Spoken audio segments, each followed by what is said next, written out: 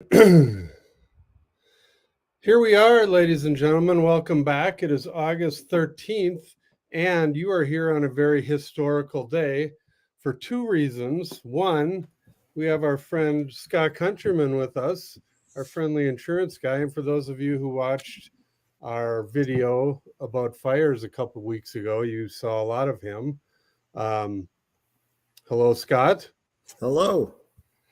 So I wanted to have him on because I don't know if a lot of you guys are not from here or are not here right now, but this is the time of year where we normally get a lot of fire activity, and this year is no different.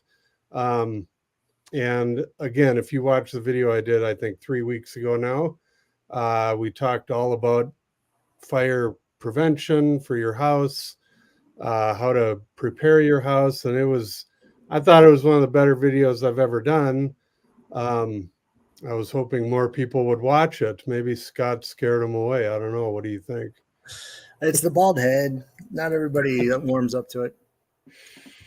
Yeah. So, no, it was actually that, like I said, I'm not joking. That was one of the best videos I've ever done. So if you haven't watched it, watch it. Super interesting. That we were out at a guy's house who has a cabin there now. They've been living in, or a house, I guess, an older log house, and then they're building a brand new one that was incredible. It's basically fireproof. I don't know if that's the proper word to use, but it's as fireproof as you can get, wouldn't you say?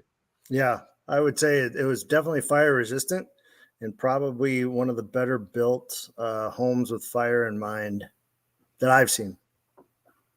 Yeah, so if any of you guys have questions about fire or fire insurance, maybe Scott, you could just talk a little bit about, you know, uh, how it all ties together. And Sure.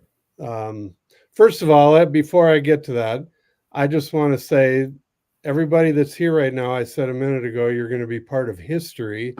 So 3 years ago, I did a video, and it's probably how most of you guys found me. It was this video right here. And when I did it, long story, I'm not going to go through it all now. I'm actually going to do a video about what I'm about to tell you. But all afternoon, I've been watching the ticker. And right before we came in line, we were almost at 4 million views. I checked it just before we went online, and it was at 3,999,947.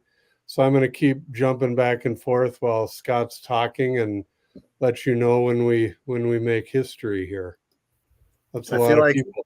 I feel like the apple is dropping in Times Square or something, Will. It is.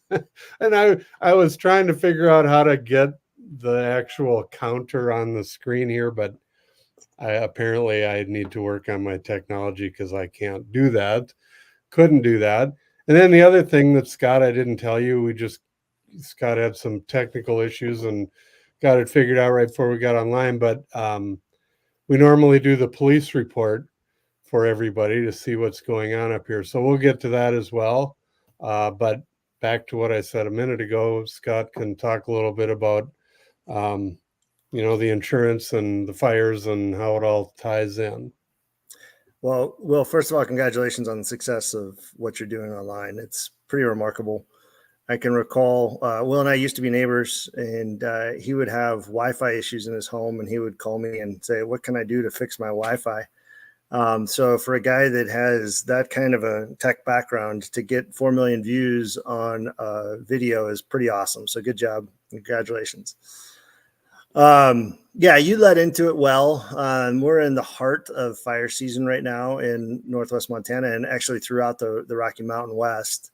Blessed to see blue sky today. But we have had, again, some fires burning close to Kalispell and around the Flathead this summer, which is becoming something that's just commonplace. The impacts of that are substantial. It's not just devastation to fire or to our forest, which is it's a regenerative process. So it's important, but it does have an impact on tourism. It does have an impact on housing and insurance, and a number of things. So it's not something that we can just kind of ignore. It has to be addressed, and we are. From an insurance perspective, I would say that the insurance companies in the last 5 or 6 years have really become more calculated in how they address wildfire and its impact on insuring a home. And used to be, and you and I have talked about this, there used to be only 2 factors, nearest access to water, and then how far are you from the fire department. And now it's 5 factors, including slope, access to and from the property, and fuel density, along with distance to the fire department and access to water. So that calculation is getting more and more involved, and with that, premiums are going up depending on where you fall in that calculation. So it's something that we all can control, just like we can control our home in a big city, right? We don't have old electrical systems. We update those. We do things to protect our homes in cities just as we should in the wilderness and in the woods. And that video that you and I did speaks volumes to that. Because if we are doing those things that we highlighted in that video, there's a very good chance that we can help mitigate insurance premiums going up by reducing the size and number of losses in a wildfire. We just had some unprecedented ones in 2018, and we've talked about those before. So we can't control fire, but we can control our properties, and we can take steps to try to keep the insurance down in our areas that which we live, including Northwest Montana. River Rafters asking, is it smoky? Actually, no, shockingly enough. We're getting lucky with the way the winds are blowing, I guess. There's actually a fire, what would you say, Scott, from me here in Whitefish, 20 miles away, just over the mountain by the Hungry Horse Reservoir. But that, because it's east of us, I guess it's, the smoke is, the weather goes east, so we're not getting any of that smoke. And we haven't basically since that one started. So that fire is actually the number 2 most what's the term, watched, getting the most attention in the Rockies right now. With the most people fighting it, you mean? The most people fighting it, the most attention from aerial support and other things that because there's 2 towns that are at risk, Martin City and Quorum. And so with that, that amps up the response from our firefighters. But I've got one burning 16 miles from my house to the south, but we're very fortunate. We're about 80% contained on it as of today, versus the fire by you is only at 5%. Well, so Scott lives kind of on the south end of the valley, I guess. And there was it 2 years ago? Was last year was that big fire? Isn't that kind of protecting you guys, that it's going to run into stuff that already burnt? It is. Yep. It ran into the Elmo fire that burnt last summer, which helped on the north flank, but it was also moving east towards Big Arm. And it was in the grasses and the valleys, as well as in the timber up in the hills. Just very fortunate that we had the week that we had last week with lower temperatures and moisture that helped corral that fire. And like I said, it's 5% contained on the fire up by Hungry Horse. So it's moving down the mountain, and that means towards Martin City and Quorum. I think they've got some good defenses there, but I'm happy to hear that they're putting the priority on that fire that they are. Well, for those of you that don't know where we're talking about, that would be, if you look at the Flathead Valley where we are, it would be just to the northeast between us and Glacier National Park, which isn't a long way. Between here and Glacier is 20 miles? So it's right in between there. And but that's a huge wilderness area that it's in right now. But like Scott said, it is kind of moving, unfortunately, towards those towns. But again, I think I'm no firefighter, but using my context clues, I would think the good news is that there's a gigantic reservoir right there. So Mhm. they won't have an issue getting water. And they can, like Scott said, a lot of these fires that burn out in the wilderness, and I hope correct me if I'm over or talking wrong here, but the ones that are burning in the wilderness, it's not that they're not fighting them, but they're not that concerned because there's no houses, there's nothing, it's kind of nature's way of clearing out the forest. I mean, I know they've gotten bigger over the years, but when they start heading towards towns or a bunch of houses, it's amazing. All of a sudden they've got, like you said, half the country fighting it to, keep it out of the houses and the towns, and, to avoid what happened in Maui last week. That was kind of brutal. That was devastating. And I applaud our sheriff's department for referencing what happened in Maui as they put out their pre-evacuation warnings up here for those towns, because it's really, really sad to hear what's happening in Hawaii. And I'm really surprised by it. I'm also was really surprised by our fire season last summer. Right? We had flooding in September, or excuse me, in flooding in May and in June, and then we had this big fire come in August and September. So it was crazy to see that we were having such a fluctuation in our weather. Crazy.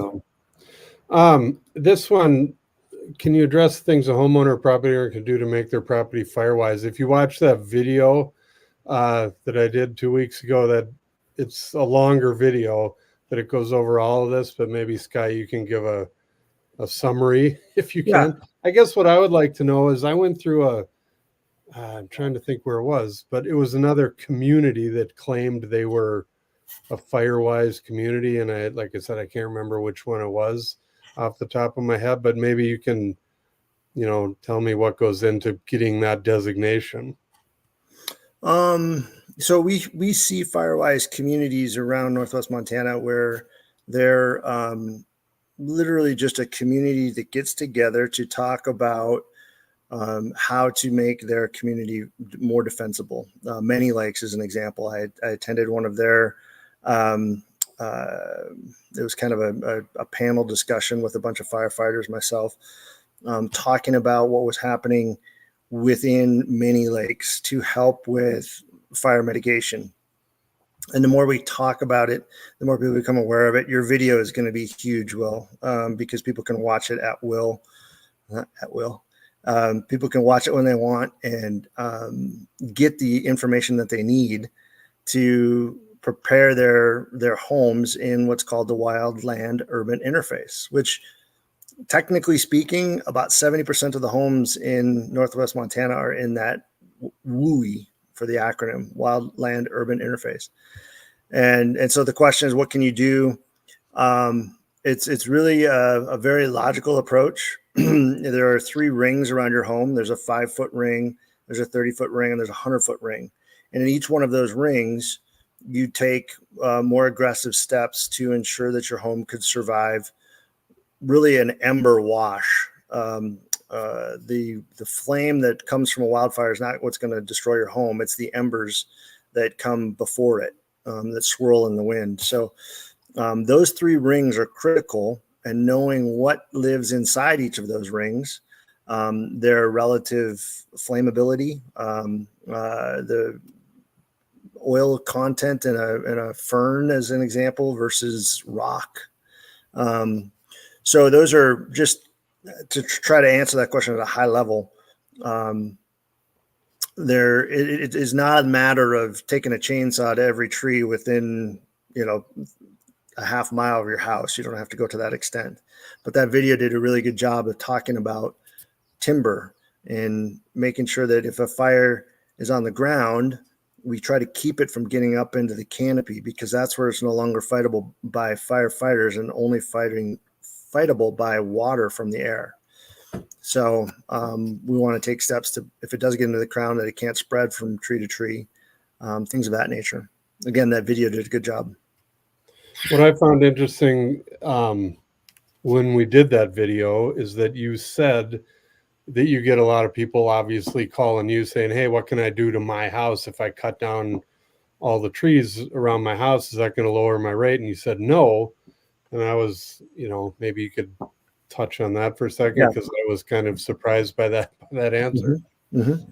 So I touched on it a little bit. There's those 5 factors. There's the distance from the fire department. There's the access to water. There's the access to the property. There's the slope of the property, and there's the fuel density on the property. So if you were to look at 5 different factors, only one of those can be impacted by a chainsaw, and that's the fuel density. And the fuel density in part is much like insurance. It's a law of large averages. So they're going to look at the fuel density of the woods, not only on your property, but around your property. And they're going to use that data from Google Earth and other tools to analyze whether or not this place, this home, could have, catastrophic loss due to a wildfire. Yeah. This guy here, the Maui fires were started by DEW. I'm guessing that stands for their power company out there, is what I read. It was some power lines that were defective and fell down and sparked it, kind of like the ones in California last year, or every year, it seems like. Yep. So public utility is, just no matter if it's our bridges or our power infrastructure, we have some aging infrastructure that our government does need to address. The most popular solution is with regard to power lines, is to go underground with them. But California has a ton that's not. And I'm not sure what percentage Hawaii is or not, but yeah, public utility is something that needs to be addressed. Yeah. Maybe talk a little bit about how you got, all of the work that these different organizations do in the off season, if you want to call it that. I was kind of impressed by that as well, with Allie, the gal that was on the video, and all those guys. I mean, there's a huge group of people that basically dedicate their lives to fires around here, and they aren't only working in August and September when the fires are burning, they're year round. So thank you. Yep, we do. I'm a part of Fire Safe Flathead, and Fire Safe Flathead is, I'm going to say, on the cutting edge or leading edge of fire management, with a diversity of people that attend those meetings, myself included as an insurance agent, talking about all of the factors that go into wildfire. So you have DNRC that has representatives that not only fight fire, but also engage with private landowners to help them get funding to manage timber on their property. So that's a tool. In fact, I just helped a client fill out an application. Hopefully it'll get approved for his 70 acres to have somebody come and manage it, and he'll get paid for it. So it's a group of people that are concerned about what effects wildfire has on us as a community. I'm quite concerned about getting insured out of my home here in outside of Kalispell, and there are a lot of people in that same boat. Insurance is no different than property tax. It's a cost of living where we do, and if we can't get ahead of it, we'll end up like California and now Colorado, where they have state-sponsored insurance for private structures, residential structures, and the government stepped in to do that just to keep the banking industry afloat, all those home loans, and protecting those. But it's terrible insurance. It's expensive, and it's incomplete. A lot of people that buy it only are getting protection for the shell, but they're not getting protection for the contents. And so I'm trying really hard to educate that group on what's happening in other states, and in this case, the worst case states, California and Colorado, to try to prevent that from coming to Montana. Sorry, I'm over on the other side here because we have big news. We hit 4 million, and I'm trying to do too many things at once. So maybe Here's to you, Will. Answer that question that I put up for you about Big Fork, and then I'll be there in a second. Do you see the Big Fork area as being in any fire risk, generally speaking? Yes, I do. There is there's a lot of wind that can come across that lake and knock down power lines. It's not uncommon. We just got done talking about public utility. But there's also a lot of steep grade along there. Even though Big Fork is on the lake, just being on the lake doesn't mean you're protected from wildfire. I ran into my very first home that I couldn't insure. It was a double wide mobile home out down south of Big Fork near Woods Bay. So extraordinarily far from the responding fire department. Modular homes in general are hard to insure.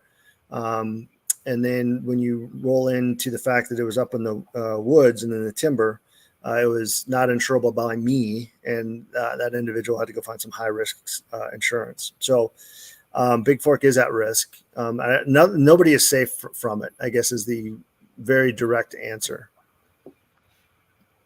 What would you say if you had to pick the worst town? I mean, are all the rates pretty similar around the valley, or do they vary town to town?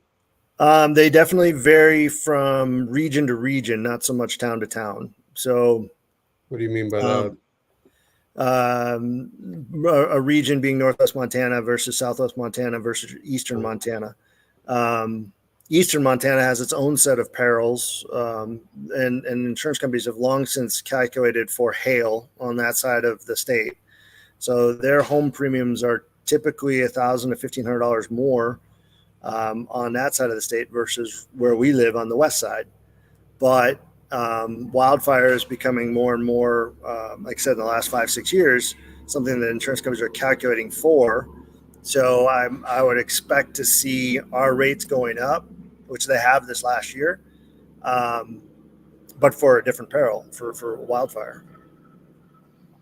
Well, that's a good place to cut in. We did it. Like I said, here's the proof. I couldn't catch it right at 4 million, but there it is. We went 4 million views. Like I've told my wife and everybody else, if I would have known that many people were going to watch that video, I would have dressed better. So you guys are all part of history. So thank you for being here. And thank you. So my question for you is, are you going to dress better going forward? Oh, probably not. I just, I'm not going to be fake. This is how I dress. And what's so funny is that video, I wore a Letterkenny t-shirt under my windbreaker. And so a lot of people commented on that too, which was kind of funny. But everybody should click like on this video if they'd like to see Will do a video in a muscle tee. Yeah, nobody wants to see that.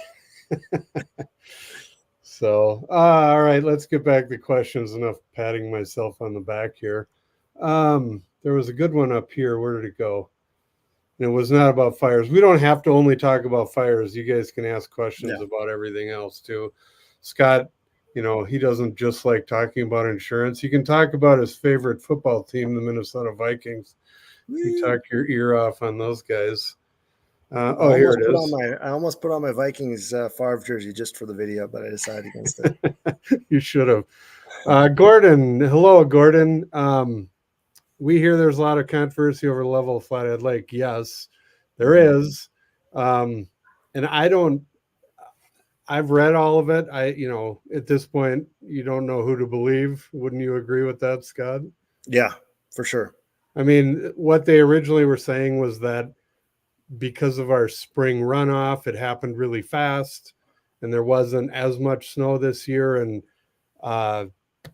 now it's coming out that there's a dam at the end of Flathead Lake that is owned by the Flathead Indian tribe, and they control the dam or how much it's open or closed.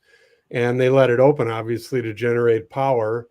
And it sounds like again, don't kill the messenger here. This is just what I've read, but I've read that they signed a bunch of contracts and sold a bunch of the power, so they got to leave it open. And because of that, Flathead Lake is very low,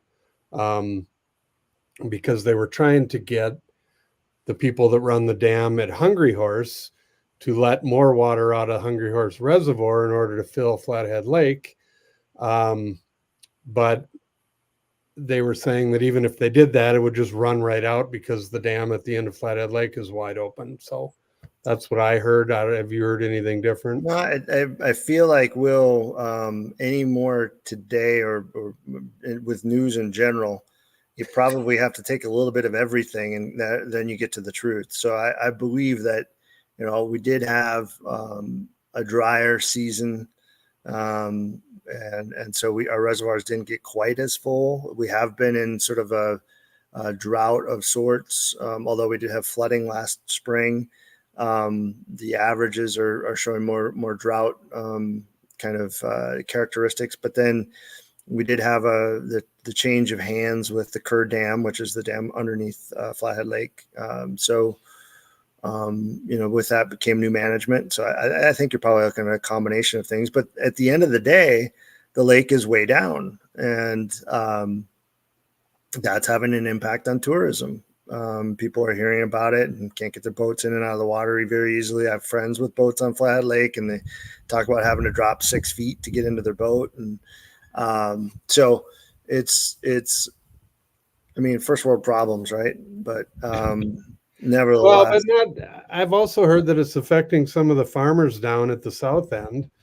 it can. That have water rights and pull them water out, and now it's too low. And there's a lot of people that have businesses like fishing guide businesses that they can't, now their boats are too big to get to the dock, or I don't know. It sounds like it's just kind of a mess. So, but we are part of we're part of the Columbia River drainage that includes the gorge and everything, downstream. So there is a lot of agriculture. Parts. What's that? A lot of moving parts. Yeah. I don't think you can blame it on one thing. I'm sure there's, and the fact that the government is part of the equation probably doesn't help anything either. For sure. Sediment is filling the lake down at the south end. It needs to be dredged. Yeah, I mean, there's all kinds of things. So, I will say that is a problem that whitefish has had to deal with for a number of years. They'll typically get a fair amount of sediment at the around City Beach in that area, and do some dredging to create for boat access. But it's also amazing what higher flows will do to clear that out. So hopefully we get some better flows. Well, and I just read right before we got online, I was reading an article that Idaho is out of water, which I find hard to believe, but they're claiming that, all their reservoirs, and just because of the article was more about the population growth down there in Boise and southern Idaho, and even the Spokane or Coeur d'Alene area.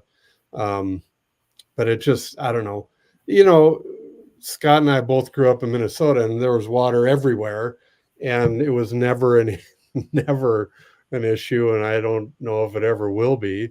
But you think in the mountains with all the snow, and I don't know, it's just kind of weird that it's an issue in Idaho, I thought. Yeah, that is, there's a lot of high desert in Idaho, but the other thing that I think surprised me a little bit was an article that came out in the Flathead Beacon recently about how our demands on our electrical utility in the Flathead is going to be surpassed by our population growth in the next 3 to 5 years. That we're going to have to do some substantial investments into our utility grid here to support the growth. So there's something to be said for COVID and the people being able to work remote. You probably see this more than I do, Will. People coming here asking questions about internet connectivity because they can work from home.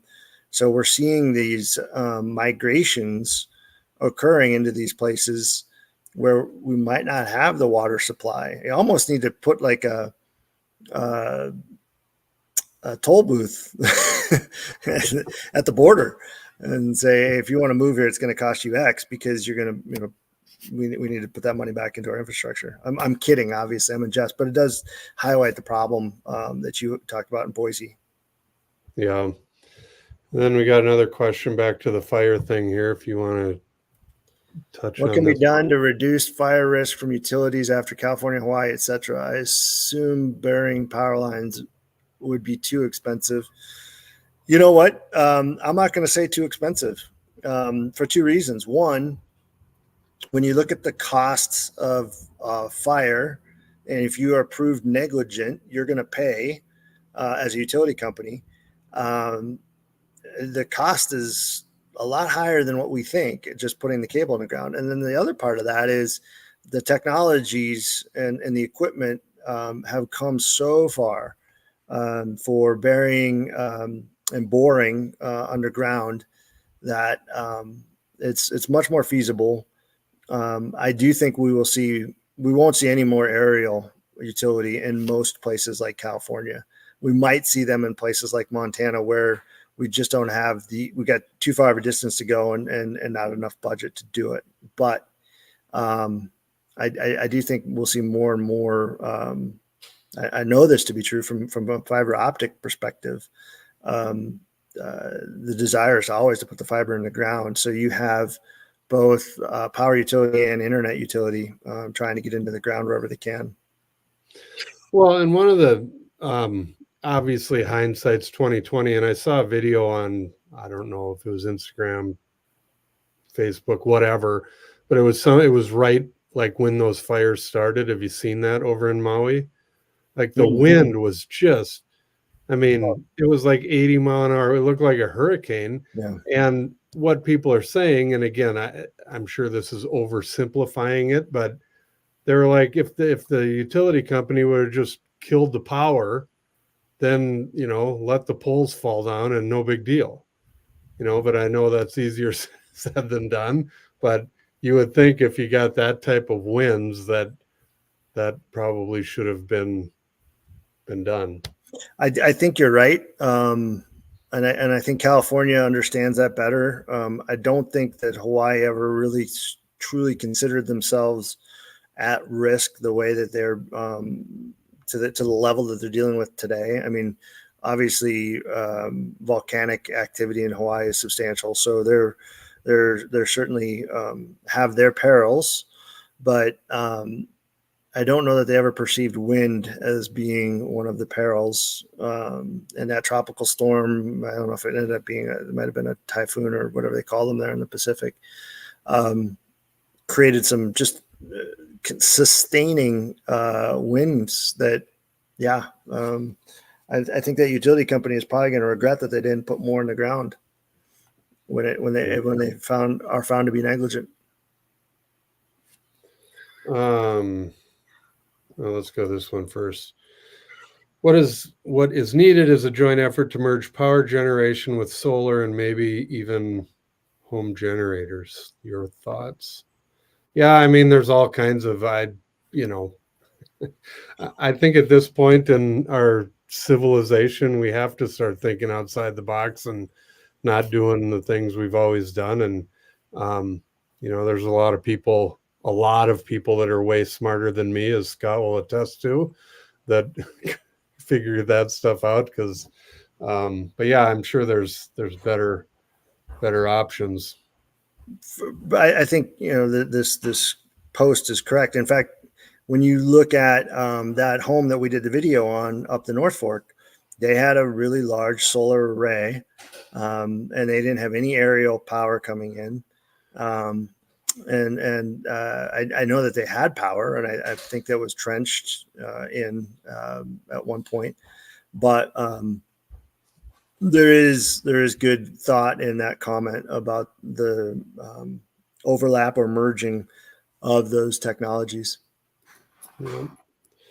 This question is for you, Scott. If a home is in a large open valley and has no trees and the closest tree line is approximately an eighth mile from the house, would it be safe to say one could get insurance and maybe not at an inflated rate?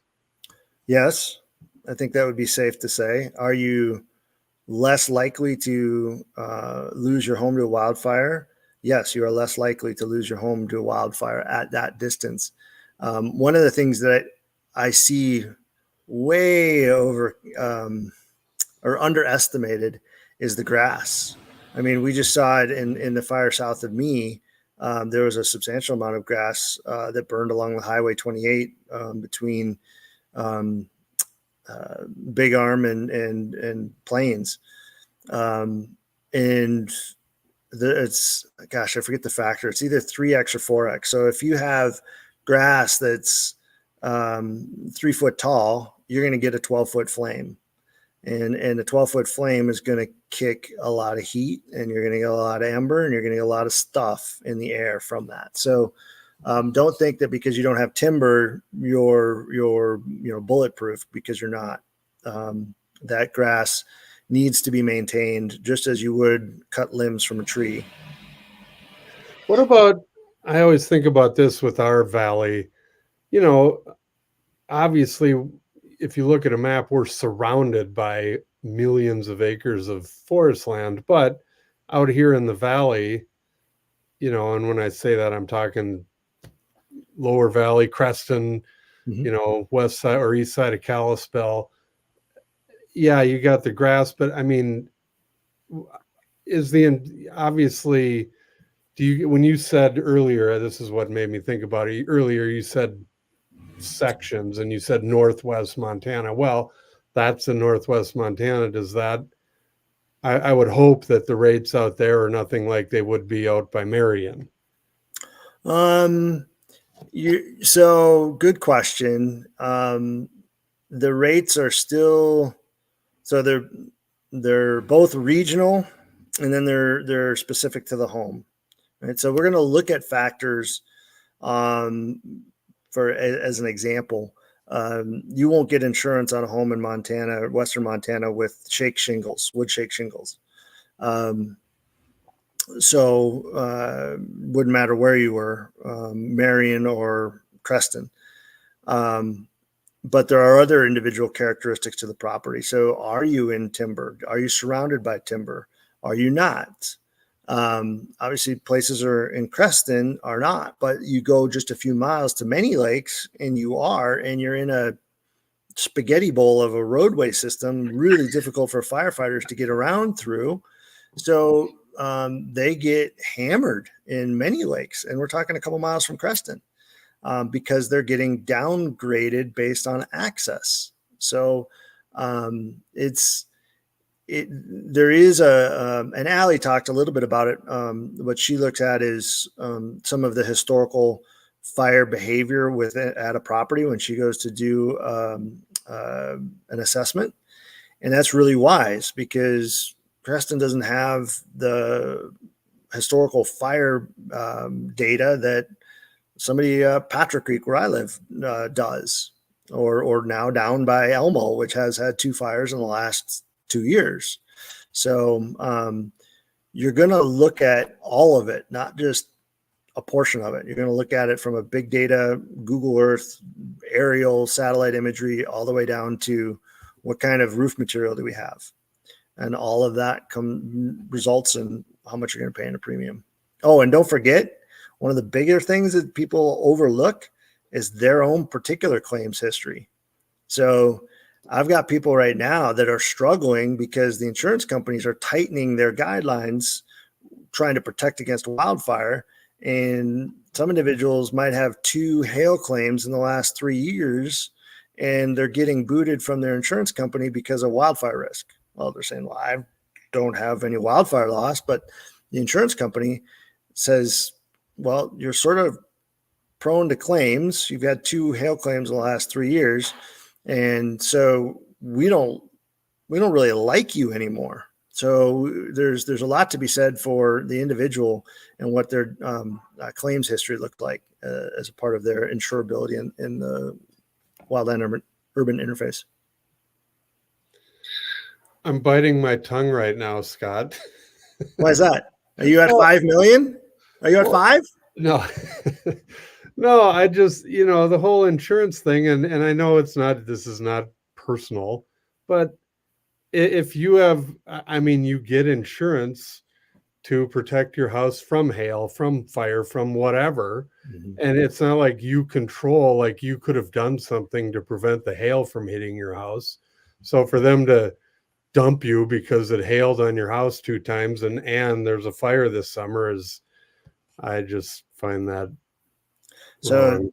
It's all bottom line for them, right? They're trying right now. Oh, I get it, but it's just it's annoying. I found somebody for that person. I found a company for that client, but it's nevertheless they got a letter from their existing carrier saying we're not going to renew you, and so it's hard, but we're talking about factors, and I just want to make sure that we're clear as to what all of the factors are that go into your insurability. Mike Klein asks a good question. How many feet would you say to cut down the trees from your home for a fire break?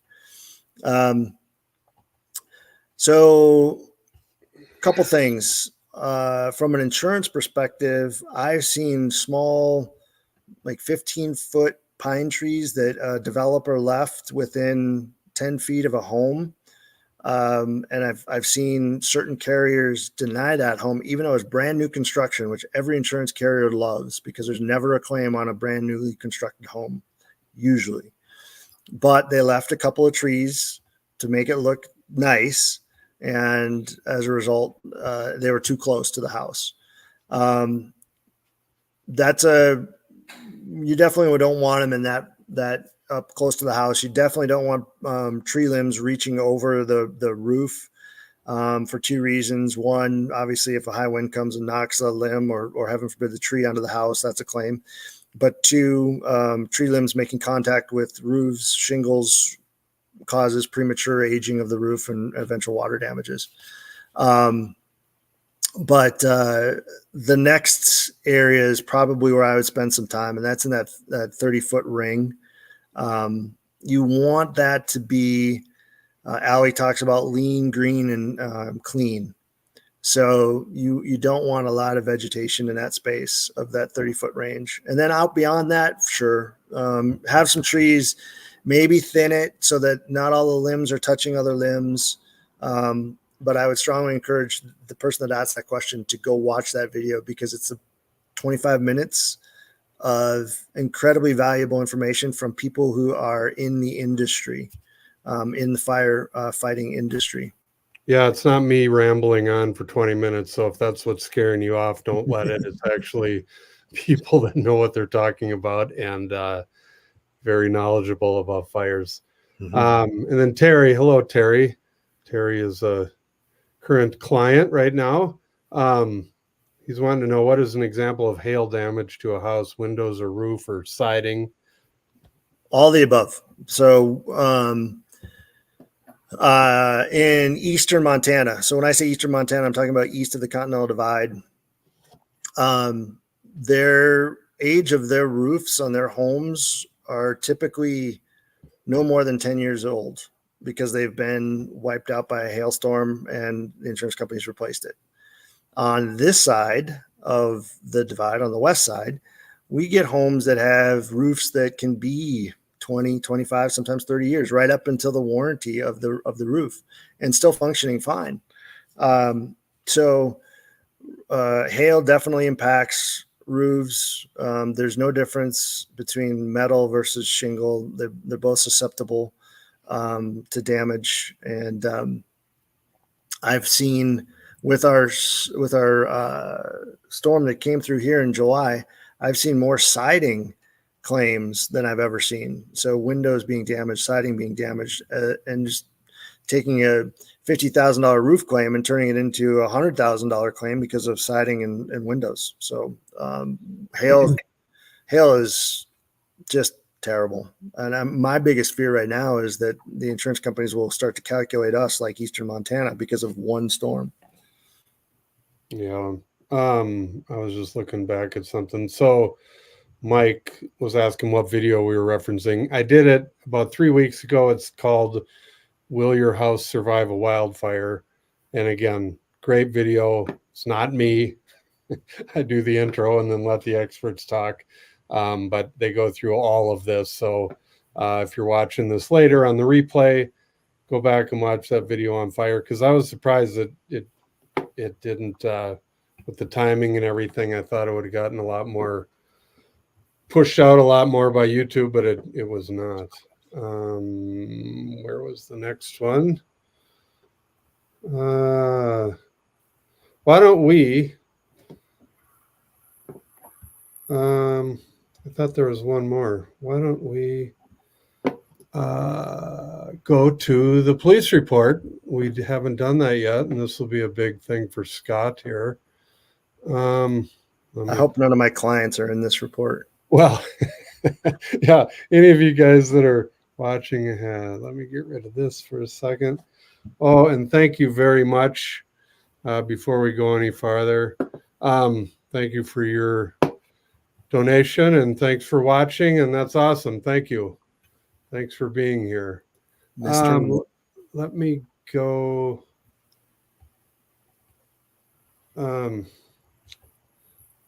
Why can't I find where all right. Sorry.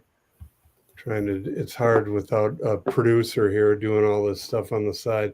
All right, police report. So this was kind of funny this week. Usually I have to go back through like 4 weeks of reports to pull out the best ones. All of these were one day.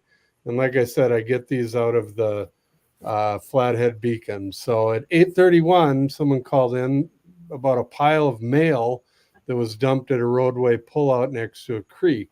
So if you didn't get mail a few weeks ago, it's over by the creek. And then here's a good one. I'm wondering where my Publishers Clearinghouse went, so that might be. Yeah.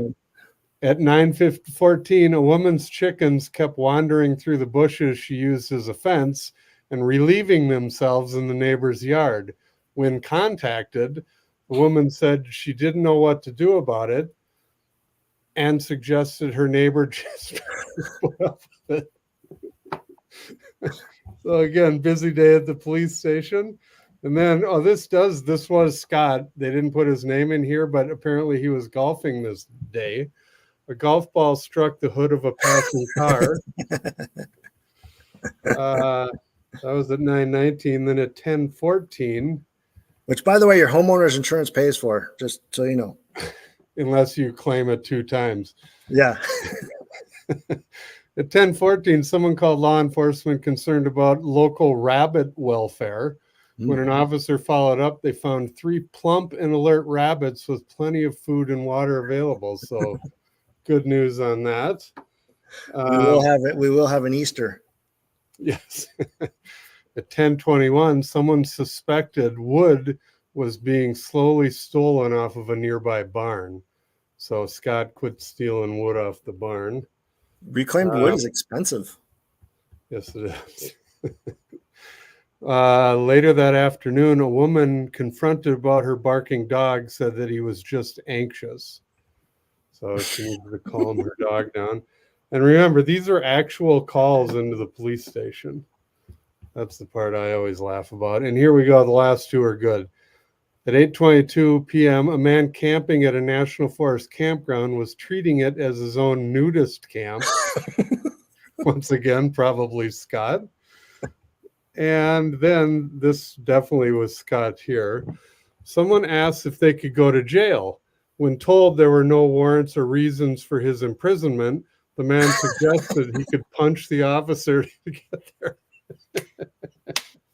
So, yes, I think he's right. That probably would get you thrown in jail, but I don't know. So that's our police report for this Gosh, week. you know, life is so good in jail that you would be willing to beat up somebody to get into it. Exactly. Here we go. This one's for you from Bob. This day and age, it seems like you can get insurance for anything. So can I get insurance on my forest land? I have 40 acres of young timber. Can I get insurance on timber in the case of wildfire loss? No. So most people, if they have a size of property like that, they're looking primarily for liability insurance. Somebody, believe it or not, trespasses on their property and they're not supposed to be there. They do something, they get hurt. They might try to prove you negligent. You didn't cover up or make signs about a mine and they fell into it, something like that. As far as protecting your timber, there are endorsements that you can put on your homeowner policy that might pay you per tree to replace a tree. Typically, it's more so from a storm than wildfire, but nevertheless, the peril would pay. But on raw land, you don't have a structure, so you wouldn't have that kind of an endorsement. I guess I was in agreement with him. You hear these celebrities insuring their legs and insuring their face. And I mean, I thought anybody will take your money for, Well, okay. So nowadays. sure. I'll put the caveat out there and say that standard insurance, can I get a standard insurance to cover 40 acres of young timber? Could Lords of London give you a policy? Probably. I don't know. I'm not familiar with anybody that does it, but fair to say it's available if you look. Yep. So, well, we're getting up close to an hour. So if anybody has any last questions, fire away. Again, Scott, maybe you want to talk about your favorite football team and how they're going to be lucky to win 3 games this year, but I'm not sure. There's another guy, this Mike guy is on here from Minnesota. He said earlier he was wearing his Kirk jersey like you were going to wear. No, I was going to wear my Favre jersey. My purple Favre jersey is by far and away probably the best NFL jersey in all of Jersey lands. Like, just because I'm surprised it's not the #1 seller. Just because it annoys the Packer fans. Oh, for sure. Here's another one for you. One thing you haven't talked about is deductibles. How do deductibles affect insurance premiums? So this is a good question. And maybe I'll go off the record, even though this is totally on the record. The insurance has gotten to a point where it is pretty expensive, depending on the property and what we're trying to insure.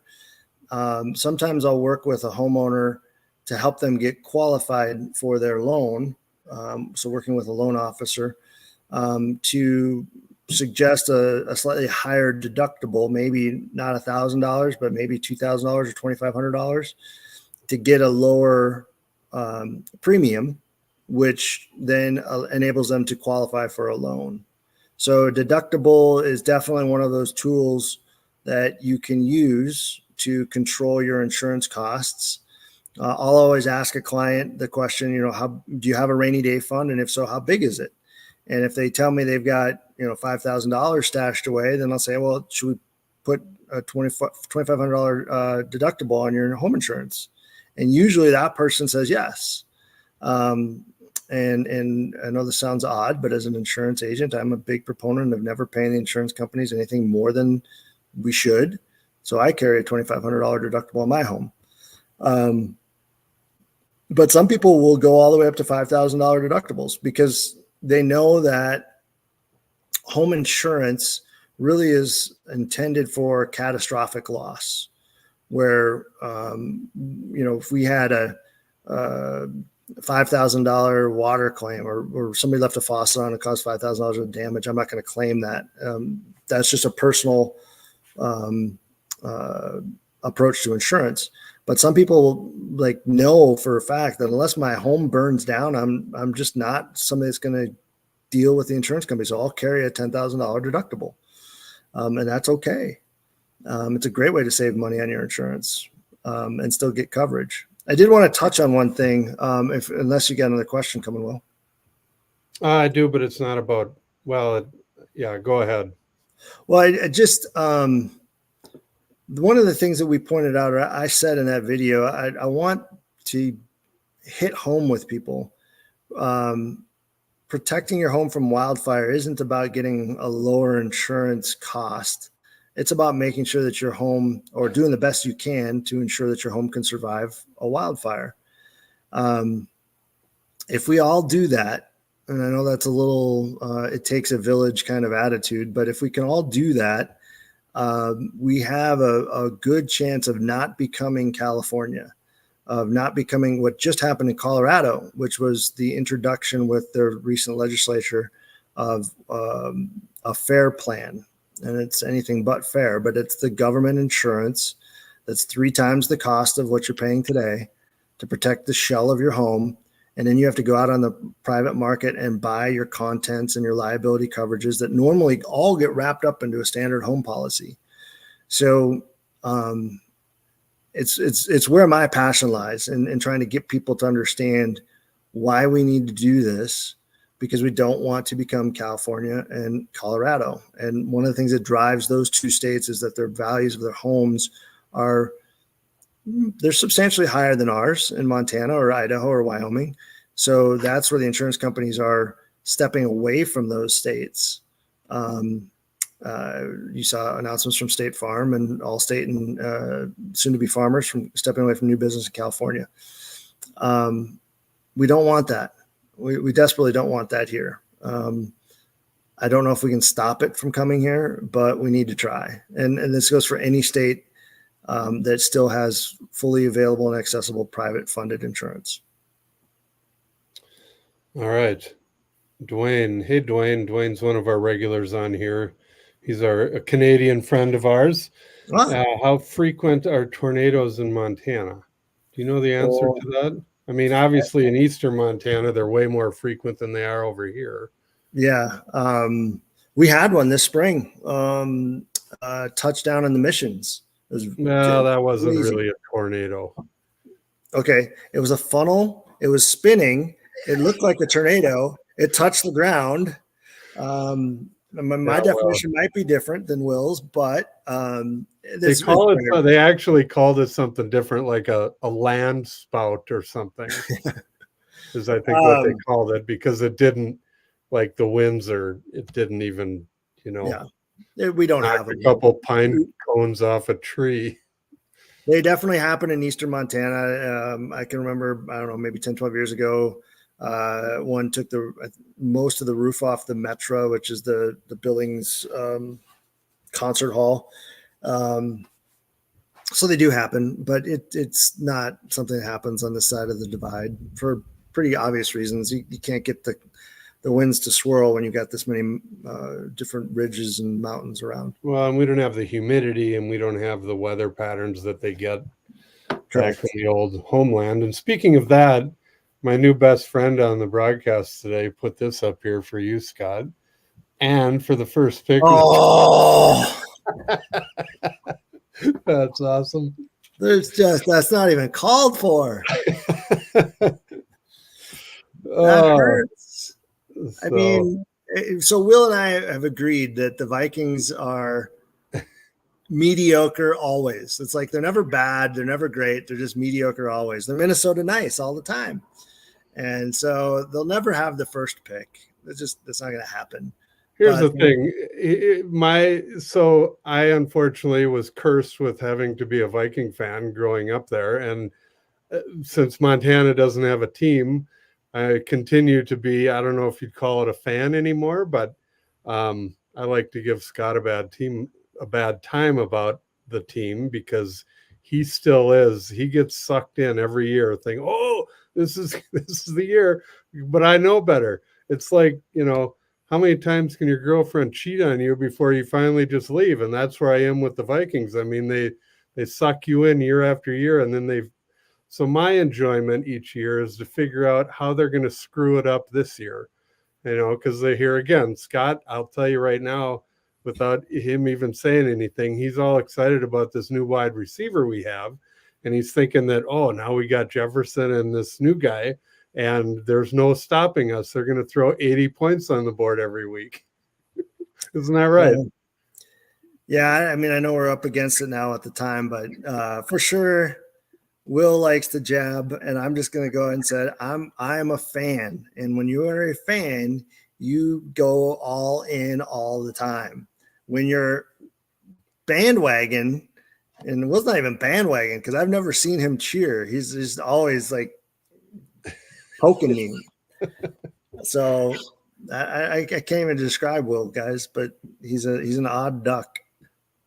I think they know that. All right. Well, again, thank you. We can wrap up right there. We're right up at an hour now, and thanks for tuning in. And if you have any other questions, you can email me. You have all the information down at the bottom, and I can pass along to Scott if need be. And if you watch the fire video, all of Scott's information is on that one. So anyway, thanks again.